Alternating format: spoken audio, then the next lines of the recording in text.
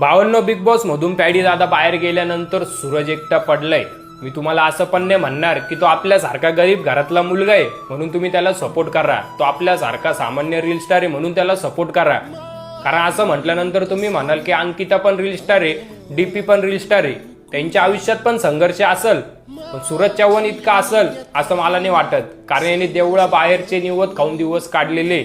अरे याला ओपनिंगचे फोन यायचे, लोक म्हणायचे पैसे देऊ आणि त्याला बोलवायचे, नंतर शाल आणि नारळ देऊन घरी पाठवायचे। अहो, आजपर्यंत लोकांनी फक्त त्याचा फायदा घेतलेला आहे, त्याला फसवलेलं आहे। त्याच्या नावाने आयडी बनवायचे, 2-3 लाख फॉलोअर्स झाल्यानंतर त्यांचं नाव टाकून घ्यायचे आणि बिचारा सूरजला परत शून्यापासून सुरुवात करायला लागायची। भावांनो, त्याला लिहिता वाचता येत नाही, त्याने आजपर्यंत आपल्याला हसवलं, आज आपल्याला त्याला हसवायचंय म्हणून आपल्याला त्याला सपोर्ट करण्याची खूप गरज आहे। भावांनो, तो जर बिग बॉस मध्ये विनर झाला तर आज प्रत्येक घरातला मुलगा जो रील्स काढतो